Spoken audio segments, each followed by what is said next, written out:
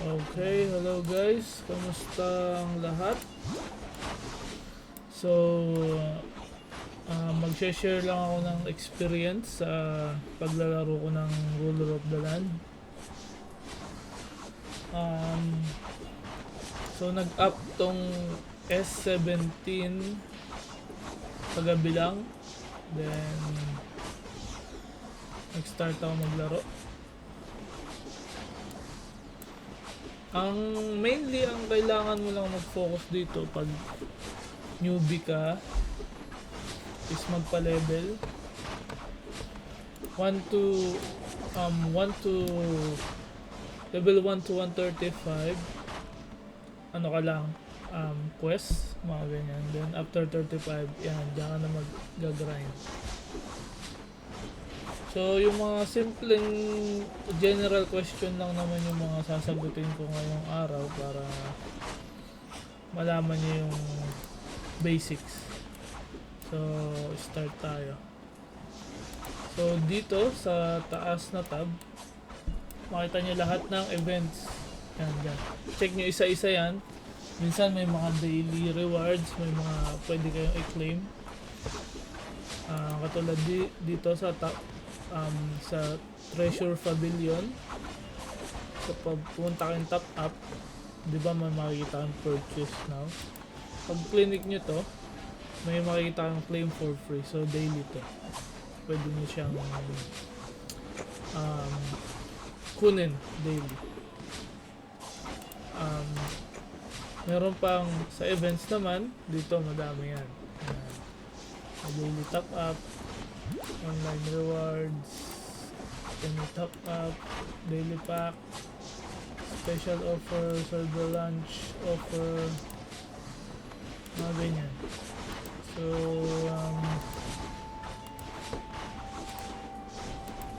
hindi kayo mawawala. Basta halos lahat ng mga kailangan yung pwedeng makuha nasa this tab lang. Then, huwag nyo palang kalimutan kunin yung Spirit Beast Quest. Dito kayo makakuha ng pet. Ayan. Makukuha nyo si Totoro. Ayan. Then, ito pala may code. Weekend code. Ngayong Linguist Weekend 54. Pero i-share ko sa inyo lahat ng code na alam ko. Bali, ilalagay ko na lang sa description lahat ng code na alam ko para mas makukuha nyo lahat ng possible na codes. Alright? After naman yan, mayroon din ditong bounty. Mahalaga to. Makakuha kayo ng emerald stones and then prestige token. Yan, madaming naman. Fake coin, silver, earth spirit. Yan. Then, dito naman sa makita nyo to parang diamond tab. Dito nyo makita lahat ng function ng character nyo. So, martial arts, ayun yung skills, class, and then dito ka na mag-umpisa mag-build sa chi build. Sa mga next episode, i-discuss ko yung experience ko about dito sa mga chi builds. Pero so far, ito yung build ko. So, minamax ko yung Eagle's Flight, Blessed Arrows, and Improved Bowstring sa bows na. Alright? Ngayon, sa promotion, wala doon masyado. Sa costume. Yan. May nagtanong kanina eh. So, yung title, dito nyo siya ma-activate. Pwede nyo siyang equip or pwede nyo siyang i-use. Pag use, makukuha niya yung stats. So parang pag inactivate niyo siya, makukuha niyo yung stats niya, tapos pag ini-use niyo siya, yun yung magiging equip stats niya. Diba? Yan. Then itong equip naman, ito yung lalabas dito sa sa taas ng character. Diba? Cloak, ganyan din, same lang din pag inactivate nyo, tapos pag in-equip nyo, ayan, ganyan.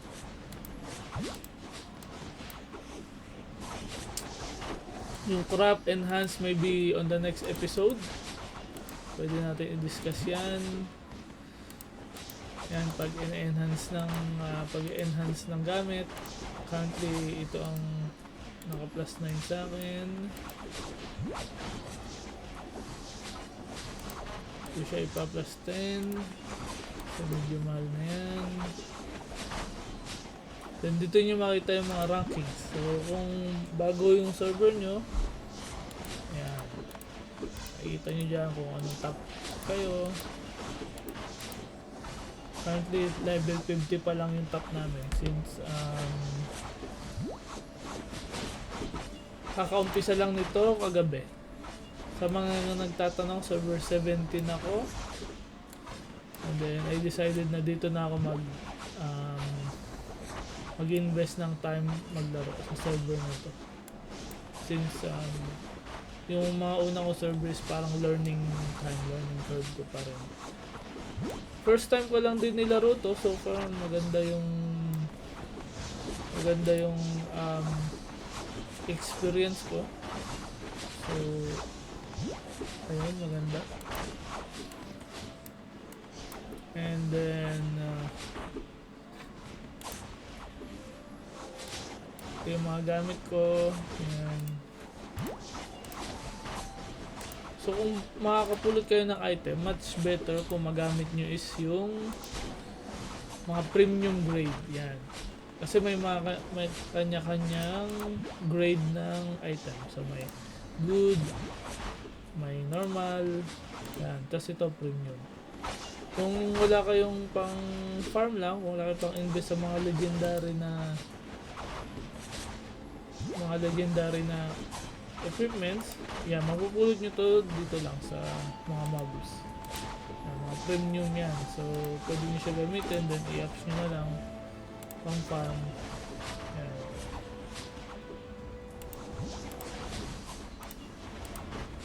Then, ang mahalaga dito, kaya kami, parang double purpose din pag nag-AFK ka ng farm.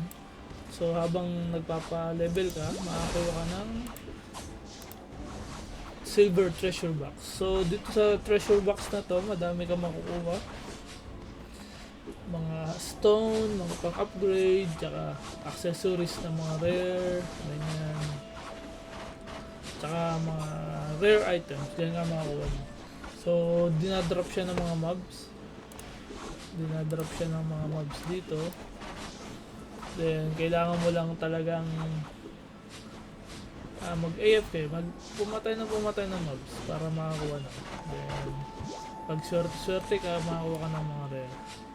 Ganun siya nag-work yung laro na. So, recommend ko to sa mga nag-work, sa mga nagtatrabaho, or sa mga hindi masyadong makapaglaro, pero gusto maglaro.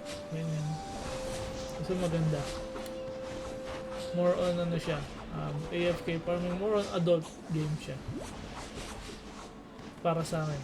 Kasi pwede ka pa rin makagawa ng ibang task in real life kasi iwan mo lang siya, ganyan. Tsaka mobile siya so madali siya. Pero sa ngayon sa BlueStack ako naglalaro kasi naliliitan ako sa mobile. Ayun. So ngayon, ayun lang siguro ang aking i-share. Kung meron pa kayong gustong i-ano sa akin, request na gawa ng video, sabihin nyo lang. At explain ko yung mga na-experience ko sa game. Hindi po tayo ganun ka-expert dahil pares nyo lang ako, pares lang tayong mga bago dito sa game na to since kaka-introduce lang. Pero samahan nyo ako mag-explore and then kung ano yung nalalaman ko, i-share ko lang sa inyo, ganyan. So, yun lang. Salamat at sa susunod na video ulit. Thank you.